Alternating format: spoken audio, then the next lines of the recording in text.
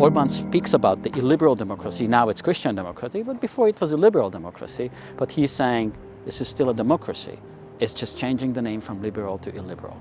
Now, this doesn't speak about the democratic credentials per se, it does speak about the value, what these governments are actually pursuing. I'll give you an example. In the last Sargentini report, the report actually was speaking about that the Hungarian government put family and not gender balance as a priority. This is exactly the clash of the values what these governments, both the Polish and the Hungarian, actually want, because they think that liberal democracy went too far, pushing for certain values, for example, gender balance, political correctness, like extreme protection for rights of minorities, and they're trying to go back to a traditional value system, a conservative value system. And this clash of values, which is mixed up in a lot of ways with the democracy per se. In Central Europe, it's kind of a battleground, which the EU takes simply because these states are weaker, these states are smaller, and the expectations from these states are they're going to follow whatever is coming from the European institutions. Defying of the Western advice is what the main motivation behind the illiberal democracy of Viktor Orban. We actually want to shape the European Union. We want to reform the European Union. We're not going to follow whatever is happening, because we think what you guys are doing is not going into the right direction. Talking about the Western perspective a little bit, it's thrown a little bit as, the same group when it comes to problems. At the same time, there are similar trends. For example, the reaction on migration, right?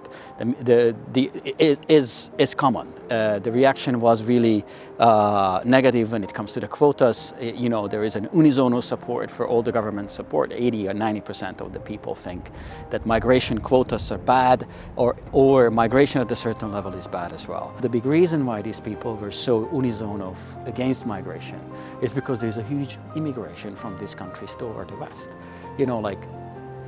We freed our borders, we freed everything, we freed our mind, and we went to the West. Why?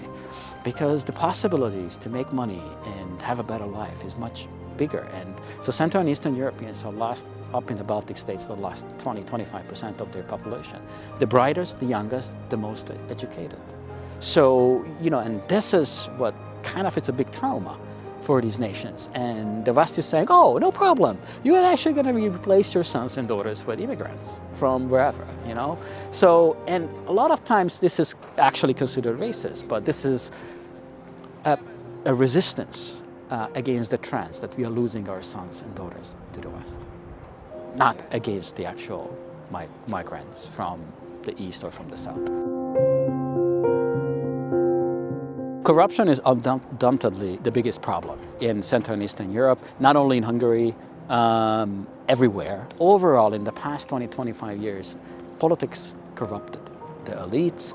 The EU funds actually have a specific category in this, but the overall wish to catch up to making sure that, and politics as the actual main resource for that has been the actual motivation, the key motivation for all this. But a lot of things which appears as corruption in the West is actually incompetence of the civil service, not necessary corruption. The actual image of corruption is worse than the actual situation. I don't want to say that the corruption is a problem because, again, the state capture, not that much of a corruption, but the state capture, not letting the public administration to do, the separation from the financial interest and politics is the way forward, I think, and this is what the EU should do. But, and here comes a big but, don't we have the same problem in Western Europe?